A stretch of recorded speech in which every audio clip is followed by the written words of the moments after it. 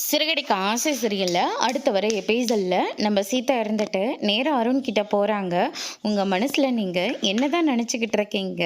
சத்யாங்க அந்த அடி வாங்கிட்டு இருக்கான். அவனுக்காக ஒரு சப்போர்ட் பண்ணி கூட நீங்கள் ஒரு வார்த்தை கூட பேசவே இல்லை.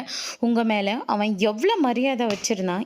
என் அம்மா கூட உங்கள் மேலே அவ்வளோ பாசமாக அவ்வளோ மரியாதையாக இருந்தாங்க. ஆனால் இப்போ நீங்கள் முன்ன மாதிரி இருந்த அருண் கிடையவே கிடையாது.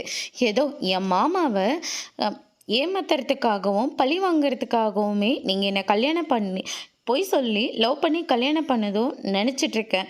ஏண்டா இப்போல்லாம் உங்களை லவ் பண்ணி கல்யாணம் பண்ணிக்கிட்டோன்னு நான் வருத்தப்பட்டுட்ருக்கேன்.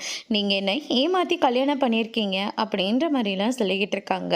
இங்கே பாரு சீதா, நான் உன் மேலே வச்சுருந்த லவ் உண்மையான லவ் அப்படின்ற மாதிரி சொல்லிடுறாங்க. ஒரு பொண்ணு உண்மையாக லவ் பண்ணி கல்யாணம் பண்ணியிருந்தா அவள் குடும்பத்துக்கு ஒரு பிரச்சனைனா அவர் தான் முன்னாடி போய் நின்று இருக்கணும். அதை விட்டுட்டு அங்கே நின்று வேடிக்கை பார்த்துட்டு இருக்கக்கூடாது அப்படின்னு சொல்லிட்டு சீதா சொல்லிக்கிட்டு இருக்காங்க. அதுக்கடுத்ததான் உன் தம்பி தப்பு பண்ணியிருக்கான். முதலாளி விட்ட பொண்ணவே லவ் பண்ணியிருக்கான். கல்யாணம் பண்ணிக்க ஆசைப்பட்டிருக்கான். நேரடியாக போய் பொண்ணையும் கேட்டிருக்கான். அதனால் அவன் தான் பொண்ணை கூட்டிகிட்டு போயிருப்பானோ என்ன ஒன்று அவங்க கம்ப்ளைண்ட் கொடுத்துருக்காங்க. அதில் நான் என்ன பண்ண முடியும்? இல்லைன்னா ப்ரூவ் பண்ணியிருக்கணும் அப்படின்ற மாதிரி சொல்லிடுறாங்க.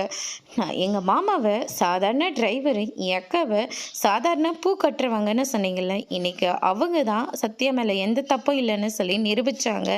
நீங்களாம் ஒன்றுமே இல்லை அப்படின்ற மாதிரி சொல்கிறாங்க. அதோடு முடிச்சிருக்காங்க.